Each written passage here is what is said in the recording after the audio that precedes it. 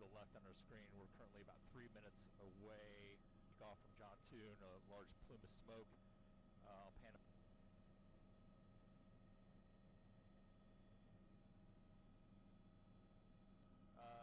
Munitions plant near the Humphreys County line. We are following breaking news. Rescue teams are responding to an explosion. Look at this. This occurred at a company that actually specializes in making military explosives. The facility is about an hour west of Nashville. CNN's Ryan Young joins us. What are you learning, Ryan? Yeah, we're monitoring this right now. In fact, I've just got off the phone with an EMS person in that area. They are telling me right now they're not even able to fully respond to the area because of all the secondary explosions right now. They have more than 10 fire trucks on scene, more than 4 ambulances. We've also been told that no one has been transported from the site right now. But Pamela, when you look at this devastation from this explosion, the cars ripped to pieces, things still on fire, you understand how impactful this explosion was, the serious nature in it. Right now, more emergency crews are responding to the area. This place is Accurate Interjected Systems. We're told about an hour outside of Nashville. But you understand, after talking to the EMS workers, they are concerned about these secondary explosions that are in the area that just block the area that's right before 8 o'clock Central Time, 9 o'clock local. So right now we continue to follow this as this ongoing situation evolves. You're talking about probably a square, I want to say a half-mile square, that there's debris. We have located some debris off-site, and thank you for bringing that up. We also encourage anyone that's close to the area, if they have some kind of something that's not normal or there's something that they locate on their property, please give us a call. You can notify Sheriff's Craft's office as well as mine, and that's something that we need to get recovered, and because it could have some information that we need for the investigation as well. So thank you for that very much. There's a vast amount of work being done right now. The ATF will work for months if it takes. As one of the questions I asked them is, how long will this take? And what the response was, as long as it takes. That's how long it will take. We will work until there is no work left to be done to try and find the answers that need to be found. Right now, there's still a live scene. They're still investigating explosives that may be on the site that need to be detonated, that need to be recovered. So that is happening. At the same time, there's an investigation into trying to identify victims themselves, and then there will be an investigation into the cause of what actually happened. I was reached out to on the day of the incident from the federal government, cabinet position levels, multiple governors across the country that reached out to me. So the nation has seen this tragedy, and they've been incredibly responsive.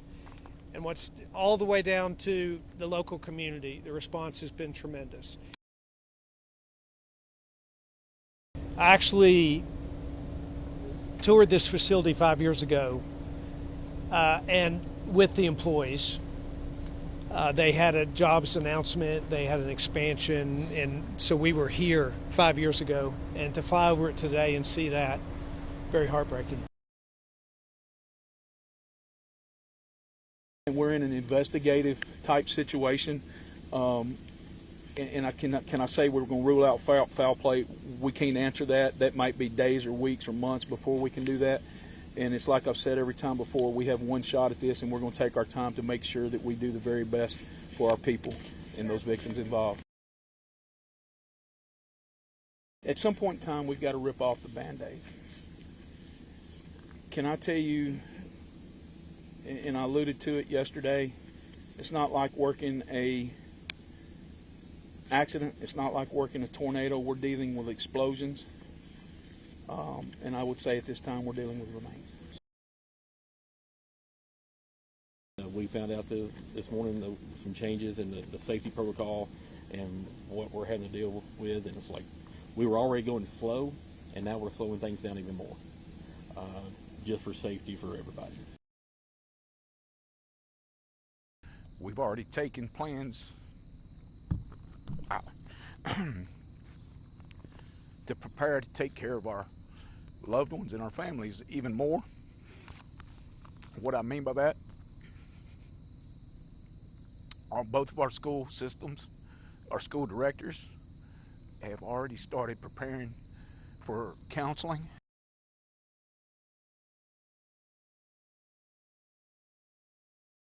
As bomb technicians continue to comb through a leveled plant filled with hazardous material, Governor Bill Lee visited a church Sunday to console loved ones of the 16 employees who will never come home. Tears and stunned silence, quite frankly, from most of them in a situation of real grief. Lee said counselors and other types of support are on hand. He also took a helicopter tour of what's left of the factory that produced military-grade explosives. The fact that where there was a full functioning facility, there's virtually nothing. That this magnitude of the blast was felt 20 and 30 miles away. The explosion Friday morning at the Accurate Energetic Systems facility registered a 1.6 on the Richter scale.